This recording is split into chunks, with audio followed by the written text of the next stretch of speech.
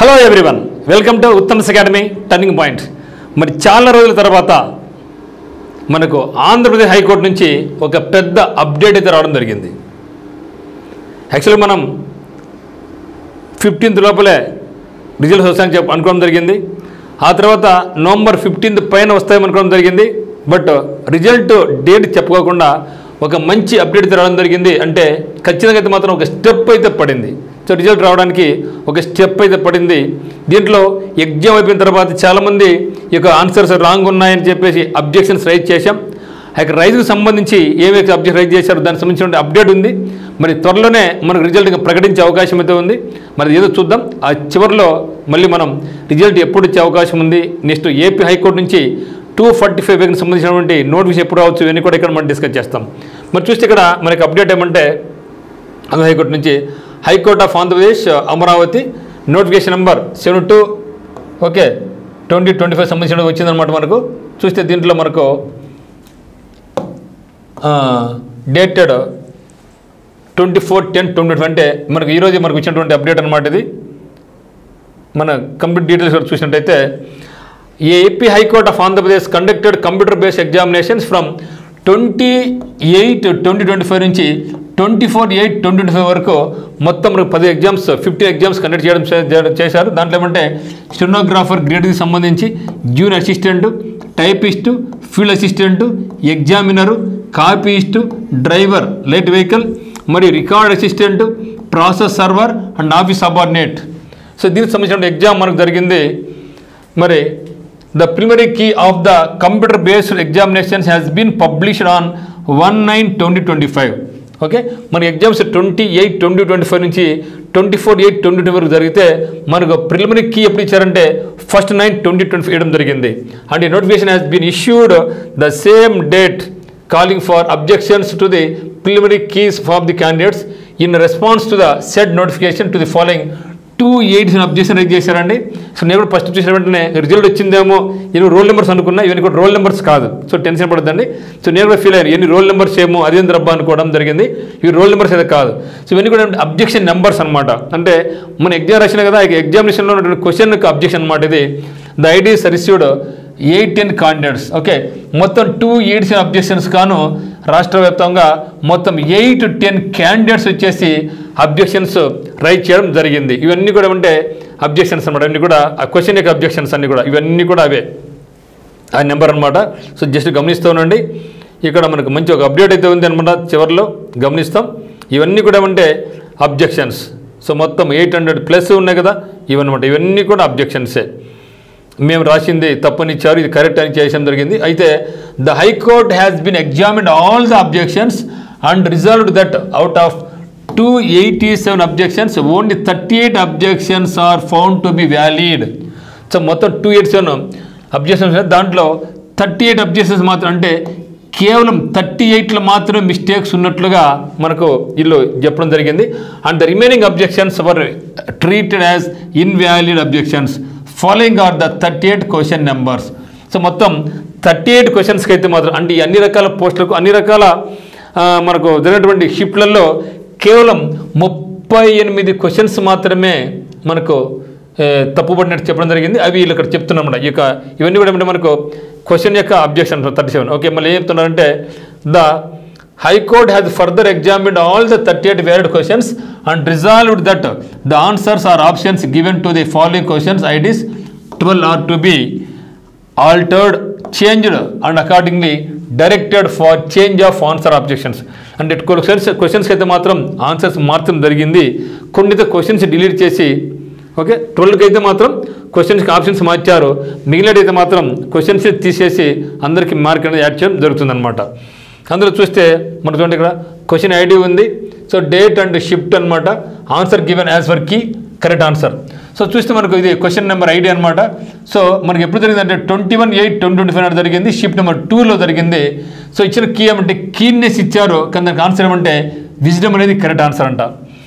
మరి అదే మరి క్వశ్చన్ ఐడి ఇచ్చారు. సో 22/8/2025 జరిగింది. షిఫ్ట్ 2లో వచ్చిందనమాట. ఇది ఇచ్చిన answer endangered species endemic to Andhra Pradesh ఉంది. కానీ కరెక్ట్ ఆన్సర్ ఏమంటే distinctive collaboration but not facing significant conservation threads అని అనమాట. ఇవి మన క్వశ్చన్స్ అనమాట. ఓకే, అదే మాదిరిగా షిఫ్ట్ 3లో 28లో షిఫ్ట్ 3లో ఒకటి ఉంది, షిఫ్ట్ 3లో ఉందన్నమాట. అది షిఫ్ట్ 1 23/8/2025లో ప్రొఫౌండ్ ఉంటే అది జెంటిల్గా ఇది కరెక్ట్ ఆన్సర్, ఇది రాంగ్, వాళ్ళు ఇచ్చింది రాంగ్, ఇప్పుడు ఇది కరెక్ట్ అని చెప్పడం జరిగిందనమాట. సిఏబిడి బదులుగా డిబిఎస్సి అని, సో డిస్క్రిప్షన్స్ బదులుగా టెక్నిక్స్ అనేది వాళ్ళు మనకు ఇచ్చారనమాట. సో ఇవి వాళ్ళకి ఇచ్చినటువంటి రైజ్ అనమాట. తర్వాత ఇక్కడ మనకు షిఫ్ట్ 2 23/8/2025 నాడు చూస్తే ఆర్ గోయింగ్ అనేది వాళ్ళు రాంగ్ ఇచ్చారు, ఇది కరెక్ట్ చేసి ఈజ్ గోయింగ్ అనమాట. ఇక్కడ సిఎఫ్బిడి అనేది రాంగ్, సిబిడి అనేది కరెక్ట్. ఇది 23/8/20, అదే మరి 23/8/20 షిఫ్ట్ 2లో కూడా పెన్నార్ ఉండేది రాంగ్ అనమాట, గోదావరి ఇది కరెక్ట్ ఆన్సర్ అని. సో షిఫ్ట్ 2 ఆఫ్ 24/8/2025 నాడు పీక్యూఆర్ఎస్ అనేది రాంగ్, పిఎస్ఆర్క్యూ అనేది రైట్ అని. అదే మాదిరిగా షిఫ్ట్ 3 24/8/2025 నాడు అనమాట ఆర్ఎస్పీక్యూ అనేది రాంగ్, ఆర్పిఎస్క్యూ అనేది రైట్ అనమాట. మరి అదే ఇక్కడ ఒక క్వశ్చన్ ఇచ్చారు, షిఫ్ట్ 3 ఆఫ్ 24/8/2025 ఇచ్చినాడు, both A and R true but R is the correct, ఇది రాంగ్ అనమాట. A's true but R is false అనేది ఇచ్చిన ప్రజెంట్ ఆన్సర్ అనమాట. ఇది 12 అనేది వ్యాలిడ్గా ఉంది. అయితే మిగతా ఏం చేస్తున్నారంటే ఈ 12కి అయితే మాత్రం అందరికీ కీ మార్చారు. అయితే the high court has further resolved that to award marks to the candidates. So ఎవరికైతే తప్పించారో అందరూ కూడా మార్క్ అనేది యాడ్ చేయడం జరుగుతుంది. Who opted either of the options to the following questions, ITs 8 numbers ఉంది. ఇక్కడ చూస్తే ఆన్సర్ కీ ఉంది, కరెక్ట్ ఆన్సర్స్ ఇది ఇచ్చారు మనకు. అయితే వీటికి ఏం చేశారంటే వాళ్ళు ఈ యొక్క అబ్జెక్షన్స్కి కూడా కింద వేయడం జరిగింది, ఒకసారి గమనించండి ఇక్కడ. సో 8 క్వశ్చన్స్ వీటికి ఏం అంటే the high court has further resolved that the following questions IDs 18 are not properly framed and they are to be ఈవీ చేసి ఏం చేస్తారంటే ఈ క్వశ్చన్స్ డిలీట్ చేయడం జరిగింది. ఓకేనా. మళ్ళీ the high court has further resolved that evaluation of the question paper in which the questions are deleted awarding marks of should be at the ratio proportionately to all 80 questions marks. అంటే ఎవరికైతే question delete చేశారో వాళ్ళకి 80 మార్క్స్ని base చేసుకొని వాటి questions marks అనేది adjust చేయడం జరుగుతుంది. So question delete అయినా కూడా 80 క్వశ్చన్స్ ట్రీట్ చేసి మరి కరెక్ట్ అయిన దాంట్లో మనకు మార్కు పెంచే అవకాశం అయితే ఇస్తామని చెప్తున్నారు. Meaning thereby total marks for the examination will be remain at 80. So question delete చేసినా కూడా ఆ 80గానే భావించి మీ యొక్క ప్రపోర్షన్ అంటే మీ యొక్క రైట్ అయిన దానికి ప్రపోర్షనేట్గా మీకు మార్క్ అనేది యాడ్ కావడం జరుగుతుంది. But the marks for each individual question will be adjusted accordingly to ensure that the total marks awarded for remaining questions added up to 80 అంటున్నాడు. The High Court has further directed implementation of normalization to all the question papers of 15 sessions. ఇప్పుడు ఏం చేస్తున్నాడు, అన్ని రకాల మనకు జరిగేది 15 sessions exam జరిగేదా, 15 exam sessions అన్నీ కూడా నార్మలైజేషన్కు చేస్తున్నాము ఇంకని చెప్పడం జరిగింది. The high court has further directed to refund the fee with the charges collected from the candidates who raised the above 38 valid objections through the same manner in which the objections fee ₹100 was paid.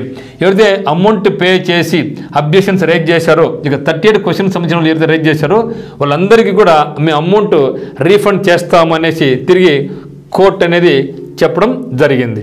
So ఇది మిత్రమా, ఇది మనకు ఉన్న update.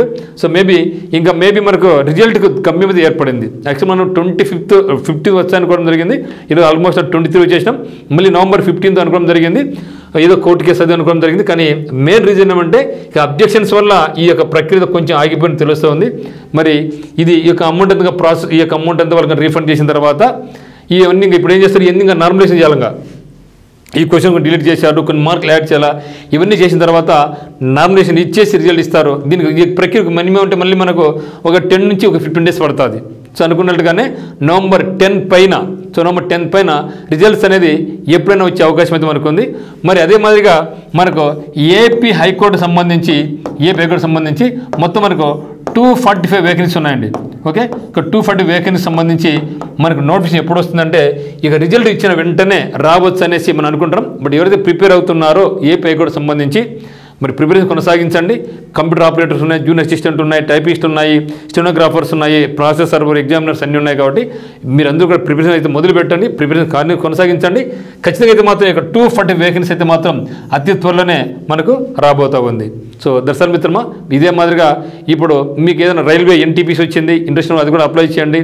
Andhra Pradesh నుంచి మనకు ఇప్పుడు TET వచ్చింది, ఇంకా డీఎస్ కూడా రాబోతూ ఉంది. అదే మాదిరిగా ఏపీ సంబంధించిన కానిస్టేబుల్స్ కానీ, ఎస్ఏ ఉద్యోగాలు కానీ, గ్రూప్ 2 కానీ, గ్రూప్ 4 కానీ, సెంట్రల్ గవర్నమెంట్ నుంచి బ్యాంక్స్, ఎస్ఎస్సి, సో అన్ని రకాల పోస్టుగా వస్తున్నాయి. కాబట్టి మీ ప్రిపరేషన్ అయితే మీరు మొదలుపెట్టి కొనసాగించండి. టైం అయితే మాత్రం ఎవరు కూడా వేస్ట్ చేయదు మిత్రమా. సో అందరికీ all the very best. So A update వచ్చినా కూడా మీకు ఖచ్చితంగా ఇన్ఫర్మేషన్ చేస్తాను.